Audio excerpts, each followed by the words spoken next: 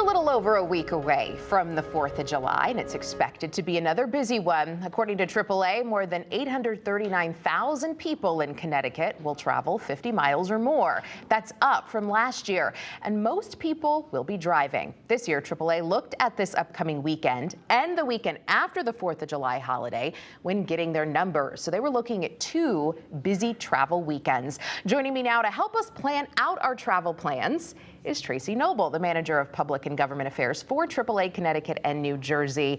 So Tracy, what are the best and the worst times to drive in New England or Connecticut over the 4th of July holiday?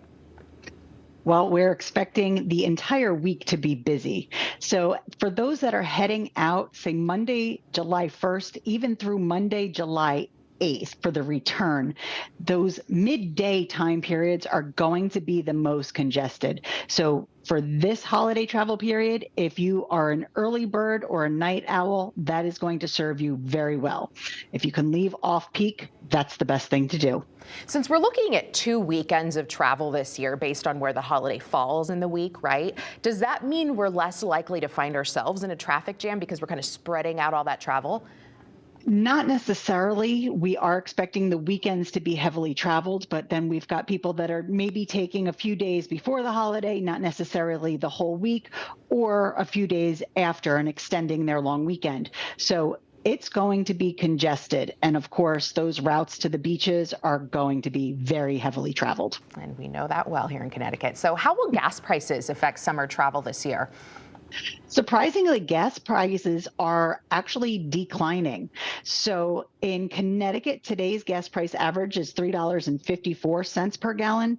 That's down 12 cents in the last month, and it's 10 cents cheaper than we were a year ago. So not too bad. And if we have a mild hurricane season, hopefully things remain stable through Labor Day. That's such good news. I almost hate talking about the lower than average gas prices. I don't want the oil companies to catch on that we're happy about that. All right, so how do hotel prices look this year? Will they affect how and where we go? It depends what you're looking for. So hotel prices are on average steady to where they were last year. However, air prices are actually down compared to where they were a year ago. So those that are going to be flying to their destination are actually paying about $800 cheaper than they were a year ago. And we are expecting the airports to be very busy as well. Yeah, they already are. So how many Americans are going to travel by road this year? How many are going to take the car? Are we beyond pre-pandemic levels? We certainly are. So across Connecticut, we're expecting about 730,000 to travel by car. That's 87% of the people that are going to be traveling. And nationally, we've got 60.6 million driving to their destination. Also, 85.4% of those traveling. And both of those numbers are up 4.8% compared to last year. Those are some big numbers. So we have definitely rebounded from the pandemic. People just want to leave their homes, I think. Also, a lot of Americans haven't been able to buy a new car because of high interest rates. What do you suggest? Rent or take your own car? How's the rental demand looking?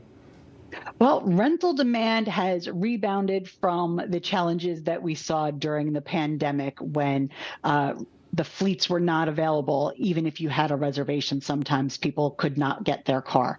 That's no longer the case. So it depends on what kind of shape your car is in and if your car can comfortably move your entire family to your destination without any issues. So you really need to evaluate what you've got going on in your own driveway before making that decision. You got to make some smart decisions. All right. Thank you, Tracy Noble with AAA Connecticut, New Jersey. We appreciate it.